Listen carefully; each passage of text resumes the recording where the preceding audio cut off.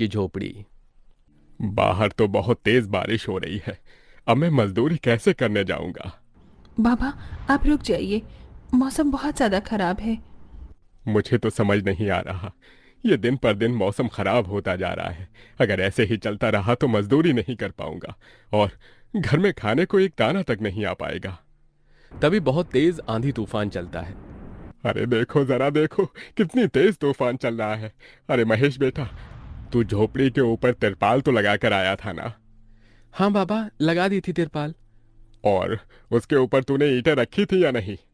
बाबा, ईंट रखना तो मैं भूल गया। महेश के इतना कहते ही झोपड़ी के अंदर बारिश की वजह से पानी टपकना शुरू हो जाता है। हे भगवान महेश, तूने ये क्या किया? तुझे मैंने कहा था बारिश और तूफान तेज है, तुझे ईंटें रख देनी चाहिए थी। मुझे लग रहा है कि तिरपाल उड़ गई। चल चल मेरे साथ चल। अब तुझे मेरे साथ भीगते हुए मेहनत करनी होगी, नहीं तो पूरे घर में पानी ही पानी भर जाएगा। देवेश इतना बोल ही रहा था कि घर के अंदर वाकई छत से पानी टपकने लगा। हाँ पिताजी, आप सही कह रहे हो, चलो चलते हैं जल्दी से। दोनों बाप बेटा बारिश में बाहर निकलते हैं और झोपड़ी की छत पर तिरपाल को सही से लगाना शुरू कर देते हैं। अरे बेटा, ईंट को अच्छे से रखना, कहीं ईंट गिर न जाए। ठीक है पिताजी, सही सही रखूंगा। महेश इतना कहकर अच्छे से ईंट से तिरपाल को दबाने लगता है, जिससे छत ढक जाती है और झोपड़ी में पानी टपकना बंद हो जाता है। लेकिन इसी के चलते हुए बेचारे दोनों के दोनों बहुत बुरी तरह भीग जाते हैं। अरे चलो बेटा, बहुत ठंड हो रही है, बाहर घर में चलते हैं। चलो, बरसात में मौसम बिल्कुल ठंडा हो गया है। हाँ पिताजी, आपने बिल्कुल सही कहा, चलिए। जब दोनों बाप बेटा घर के अंदर आ जाते हैं तो मेघा उन्हें सूखा कपड़ा देती है और अपना शरीर पोंछने के लिए कहती है। आप लोग अपना शरीर पोंछ लो और सूखे कपड़े पहन लो, नहीं तो ठंड लग सकती है। मेघा के दिए हुए कपड़े दोनों पहन लेते हैं। तभी बीमार शकुंतला बिस्तर पर पड़ी हुई मेघा से कहती है। अरे बेटी, तूने खाने के लिए कुछ बनाया नहीं? माँ, मैं बारिश के रुकने का इंतजार कर रही हूँ। घर के अंदर खाना कैसे बनाऊंगी? सारे में धुआं ही धुआं हो जाएगा।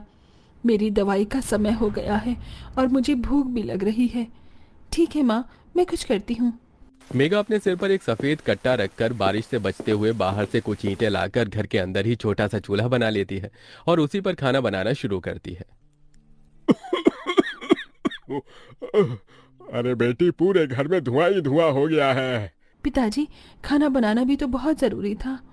मेघा जैसे तैसे करके जल्दी जल्दी खाना बना लेती है। वो खाने में नमक मिर्च वाले चावल ही बना पाती है।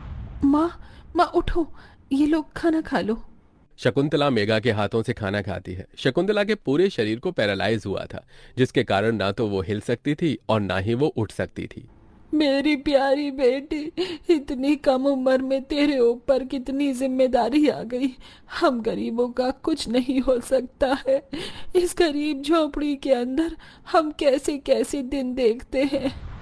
कोई बात नहीं माँ, बच्चे समय के अनुसार बड़े होते हैं, लेकिन मैं समय से पहले बड़ी हो गई हूँ। आपको तो खुश होना चाहिए। मैं तो इस कदर लाचार हो गई हूँ कि तेरे सर पर हाथ रखकर तुझे आशीर्वाद भी नहीं दे सकती बेटा। शकुंतला की आंखों से आंसू निकल रहे थे। मेघा उसके आंसू पोंछकर अपनी मां को हौसला देती है, जिसके बाद वो अपने भाई और पिता के साथ बैठकर खाना खाती है। बारिश होती ही रहती है, लेकिन बारिश रुकने का नाम ही नहीं लेती। खाना खाकर वो सभी सो जाते हैं। आधी रात के समय जिस तरफ शकुंतला का बिस्तर होता है वहां पर पानी टपकना शुरू हो जाता है। अरे ये क्या, पानी टपक रहा है। मेघा, मेघा, लगता है सो गई। अब मैं क्या करूं? ये पानी तो धीरे धीरे टपकता ही जा रहा है।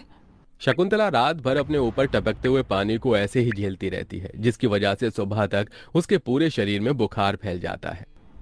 अरे, अरे ये क्या माँ, आपको तो बहुत ही बुखार हो गया है। रात भर ये झोपड़ी की छत टपकती ही रही। मैंने तुम्हें उठाने की कोशिश की, लेकिन तुम्हारे तक आवाज नहीं गई। ये सुनकर मेघा को बहुत अफसोस होता है।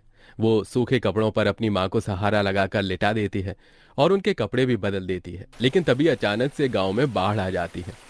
अरे अरे ये क्या हो, यहाँ तो पानी भर रहा है। अरे लगता है गांव में बाढ़ आ गई है। अरे हम लोग क्या करें? अरे बेटा महेश,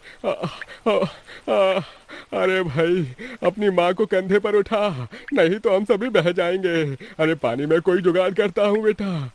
देवेश फौरन घर के बाहर जाता है। जहां वो आसपास देखता है उसे एक रेडी दिखाई देती है। देवेश उसे लेकर आता है, जिस पर शकुंतला को लिटा देता है। अरे चारों तरफ पानी ही पानी हो रहा है। हमें अब यहाँ से जाना होगा, नहीं तो पानी में हम डूब जाएंगे। तभी अचानक से उनकी झोपड़ी पानी में डूबकर बह जाती है। हमारी झोपड़ी चली गई। बेटी, अब हमें भी यहाँ से चलना होगा। तुम्हारी माँ को यहाँ से किसी ऊंचे स्तर पर लेकर जाना होगा। देवेश, महेश और मेघा तीनों शकुंतला को रेडी के साथ वहां से ऊंचाई पर लेकर जा रहे होते हैं, लेकिन पानी बहुत ज्यादा होने की वजह से रेडी का संतुलन खराब हो जाता है और वो पानी के साथ बहने लगती है। पिताजी, पिताजी, माँ रेडी के साथ पानी में बहते हुए जा रही हैं। हे भगवान, अब हम लोग क्या करें? अरे हम लोग भी डूब रहे हैं। कोई सहारा मिलेगा तो हम यहाँ से बाहर निकल पाएंगे, नहीं तो पता नहीं आज क्या होगा। हे भगवान, कोई हमारी मदद करो। हे ऊपर वाले, कुछ तो करो। तभी मेघा को एक बड़ी सी लकड़ी का सहारा मिलता है। वो उस लकड़ी के सहारे अपने पिता और भाई को भी बचा लेती है, जिसके बाद वो तीनों लकड़ी के सहारे तैरते हुए एक ऊंचे स्तर पर पहुंच जाते हैं, जहां पर काफी लोग होते हैं। हे भगवान, मेरी 8 साल एक ऊंचे स्तर पर पहुंच जाते हैं जहां पर काफी लोग होते हैं। हे भगवान, मेरी 8 साल की बेटी थी, कहीं नजर नहीं आ रही। इस बाढ़ के कारण वो पता नहीं कहां पानी के साथ ही बहती चली गई।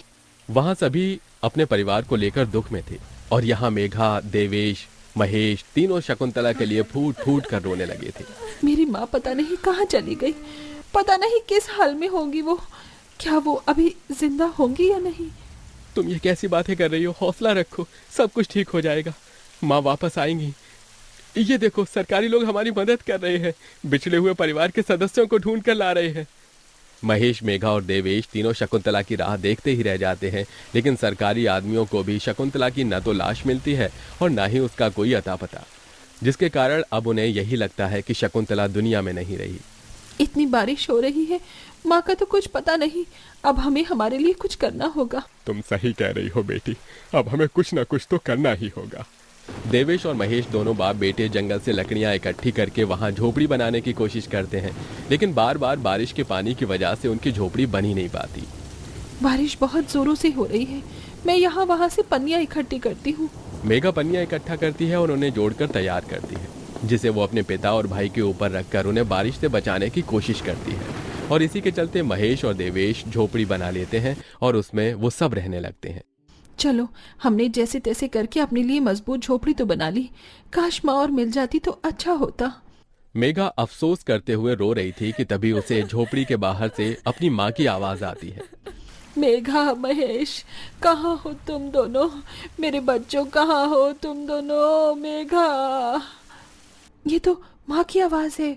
मेघा जैसे ही झोपड़ी के बाहर आती है, वो बारिश में भीगते हुए अपनी माँ को खुद अपने पैरों पर चलकर आते हुए देखती है।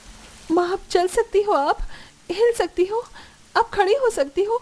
ये सब कैसे हुआ? ये तो एक चमत्कार है। बहते बहते पता नहीं मैं कहाँ पहुँच गई थी और बेहोश हो गई थी। जब होश आया तो हाथ पैर अपने आप काम करने लगे थे। फिर तुम्हें ढूंढते हुए यहाँ तक आ गई। ये भगवान का चमत्कार ही था। हमारी झोपड़ी भी टूट गई।